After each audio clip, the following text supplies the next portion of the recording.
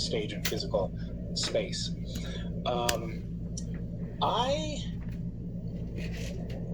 To be honest with you, it's an interesting thing because we're going back to finish the series right now. An episode and a half left to shoot. And yet we've taken 4 months off. And is that true? Yeah. And in that interstitial time, it's a big word, but a good one. I think we've all had this interesting experience of actually mourning the end of the show. I had a conversation with another central cast member right after we went home for quarantine, and we were both kind of shell-shocked and way sadder and way more at sea than we had expected to be. It felt like this thing that had been such a cornerstone, such an anchor in our lives for so long was suddenly gone. And it was just a matter of like not having that cathartic moment of wrapping, having a wrap party and saying goodbye to everyone. It was like, you're done. And that abrupt finish was really hard. I'm sure it would have been hard anyway, but it felt like not having that proper ceremonial goodbye made it really tough. And it took us a while to recover from that. But then we went through a process of mourning the end of the show and figuring out what the next phases of our lives were going to be, and percolating on the question of what we want to do next. And not that I personally have come to any decisive conclusions there, but I feel like I've mourned the end of the show already and celebrated the decade plus that I spent on the show as well. So now it's an interesting little, it almost feels like a reunion rather than the end of the show, if that makes sense. It feels like we're going back, and it's going to be like a big hug, and say goodbye to everyone, and say I love you, and stay in touch, but it's not going to be quite the same as it would have been if we had barreled through the finish.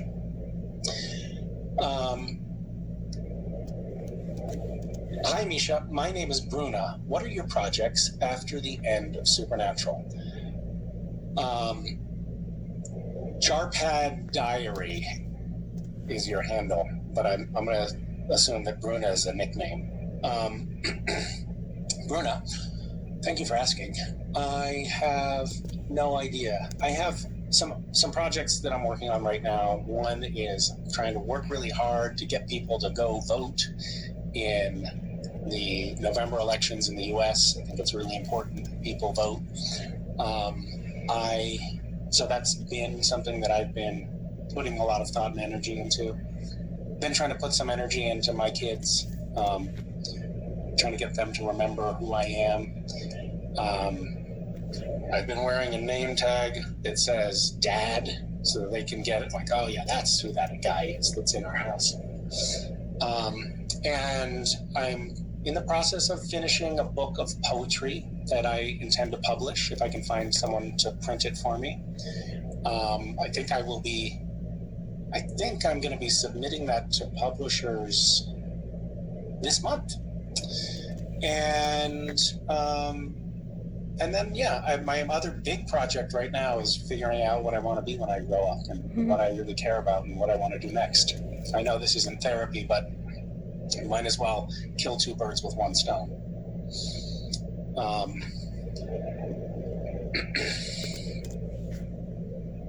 Giovanna Souza asks, what is the greatest teaching I will take from Supernatural for the rest of my life?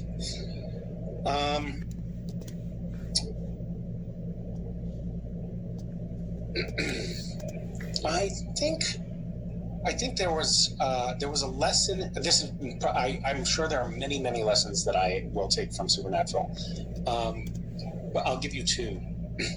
One was work hard, don't complain, do your job.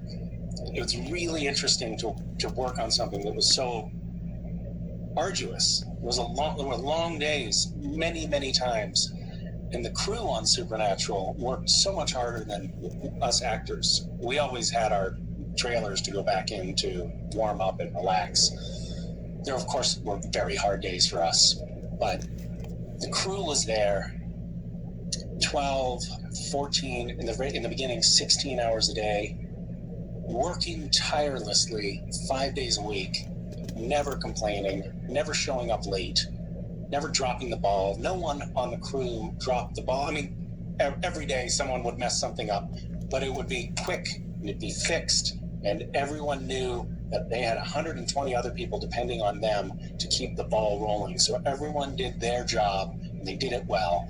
And that work ethic it was almost like being in a platoon. I mean, it was a really intense work environment, and that work ethic, I actually feel like changed my hardwiring. I think I'm a different person now because of being in that environment.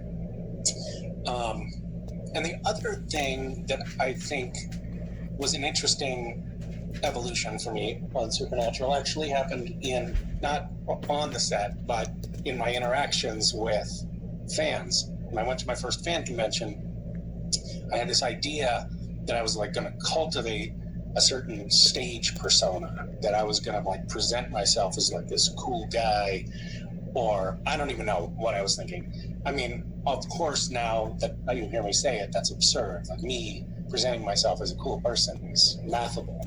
But at the time, I'd read this book on Marilyn Monroe. It was a history book on Marilyn Monroe about how she had cultivated her public persona. She had cherry-picked from every starlet of the era. She picked her hair color. She picked the shape and size of her nose job, which she got. She picked the dialect, accent, affect that she used, and the way she moved. Everything that about her public persona was cultivated, and that's what catapulted her to this stratospheric success, was one of the arguments of this book. And so I thought I should do the same thing. And I think there are a lot of actors who have successfully done that. Like many actors I have met who are very different people when they're on stage in front of an audience than they are in the comfort of a private conversation. So I tried to do that the first time I went on stage, and the first times I did interviews, and I felt like, oh no, I feel like I'm suffocating. I feel like I could barely get a word out. I was even more inarticulate than I am now, and I realized I can't do this. I have to just be myself, and if that doesn't work, it doesn't work. But this whole notion of trying to present a cultivated representation of myself to this audience of strangers is going to kill me, and I can't do it, so I'm not going to try.